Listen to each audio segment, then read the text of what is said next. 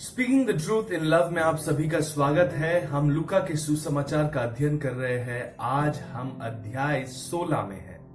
अध्याय 16 की शुरुआत यीशु मसीह अपने चेलों से बात कर रहे हैं और एक कहानी बता रहे हैं जहां पे एक धनी व्यक्ति है जिसका सेवक गड़बड़ी कर रहा है अपने जिम्मेदारियों के विषय, और वहां पर वो उससे कुछ सवाल पूछता है कि जो मैंने तुझे सौंपा है उसे तूने, उस संपत्ति को तूने क्यों उड़ा दिया, उसके संभाला क्यों नहीं। और ये जो सेवक है ये क्या करता है, ये जो उसके मालिक थे उनके पास से कर्जे लिए हुए सारे लोगों के पास जाता है और उनका कर्जा जितना होता है उससे घटा देता है।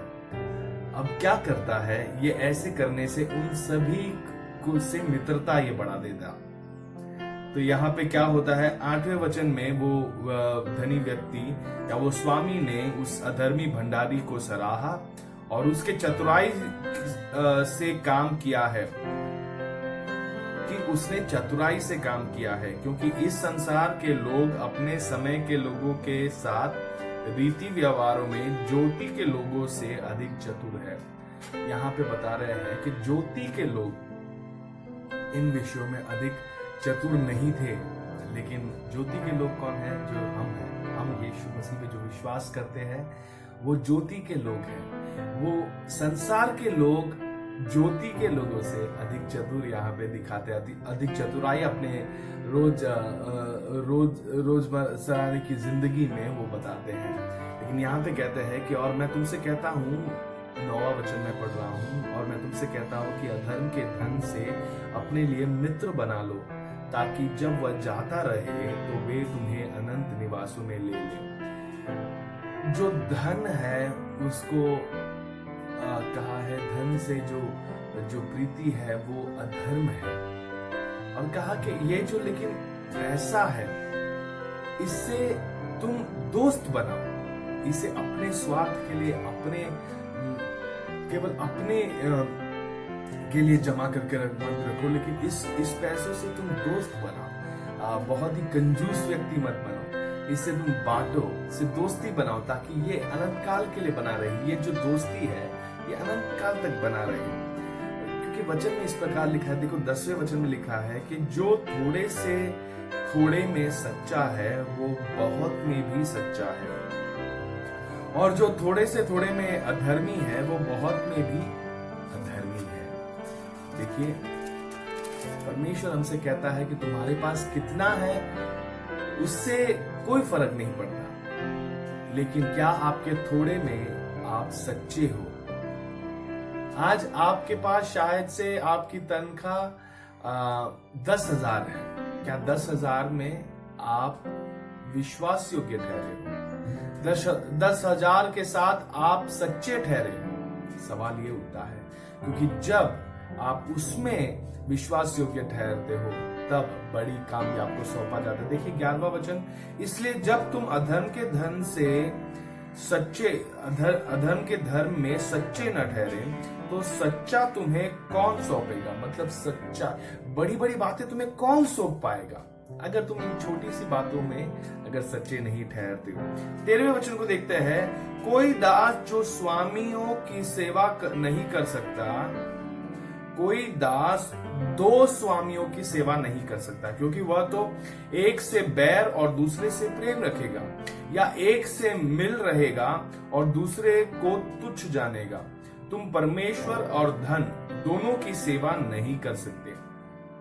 कई बार लोग ये वचन लेते हैं और कहते हैं कि हमें धन से कोई प्रीति नहीं रखनी चाहिए, हमें धन से कोई लेन देन नहीं होना चाहिए, हम गरीब ही ठीक है।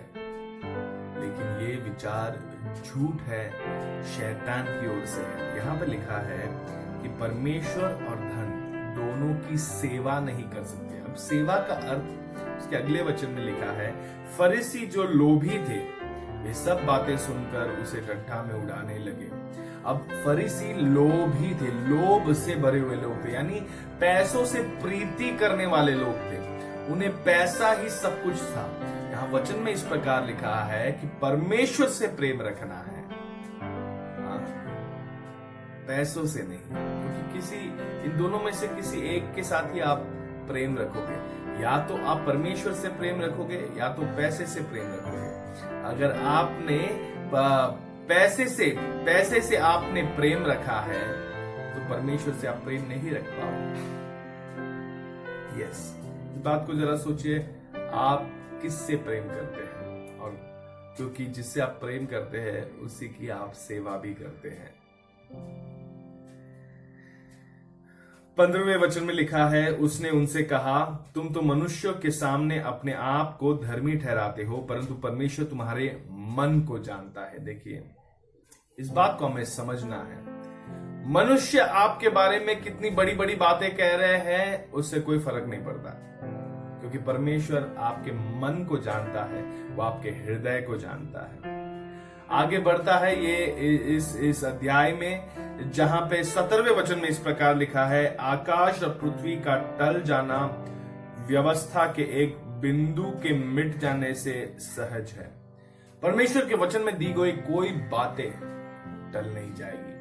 आकाश और पृथ्वी शायद से टल जाएगी। आगे बढ़कर इस अध्याय में एक धनी व्यक्ति और लाजर नाम का एक गरीब भिखारी के बारे में लिखा है। दोनों एक ही स्थान में थे।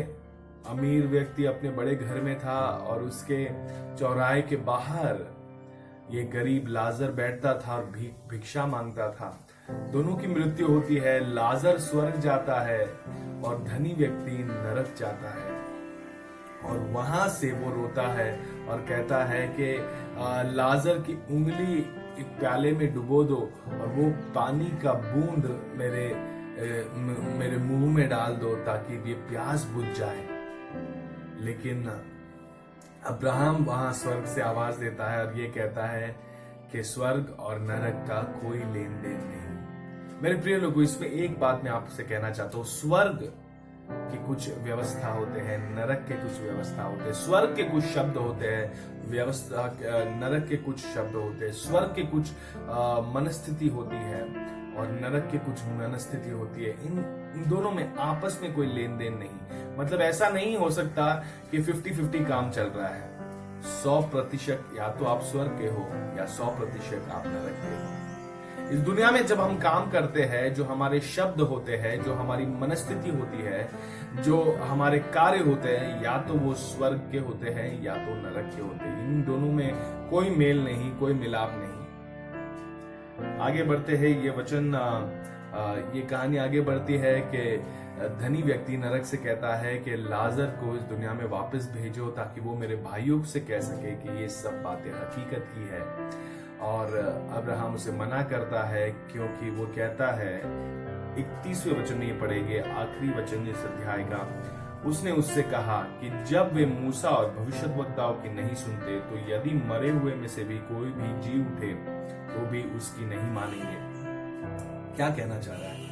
वो ये कहना चाह रहा है कि परमेश्वर के वचन से ये सारी बातें लिखी गई। अगर परमेश्वर के वचन को वो नहीं सुनने को तैयार, नहीं मानने को तैयार, तो चाहे कितनी भी बड़ी चमत्कार क्यों ना हो जाए, वो नहीं मानेंगे। बहुत से लोग चिन्ह चमत्कारों में अपनी सारी जिंदगी बिता देते हैं। उन्हीं से आकर्षित होकर वो यीशु के पीछे भी वो चलते हैं। लेकिन आपको जानना है कि अटल रहने वाला केवल परमेश्वर का वचन है। ये बाकी जो चमत्कार है, जो चिन्ह है, इसके पीछे हमें अपने मन लगा के नहीं चलना है। ये जरूर होंगे क्योंकि परमेश्वर हमारे बीच में है। इन बातों को आप सोचिए, इन बातों पर आप विचार करिए, मनन करिए। परमेश्वर आपको आशीष दे। सच्चाई को बांटते रहो प्रेम से।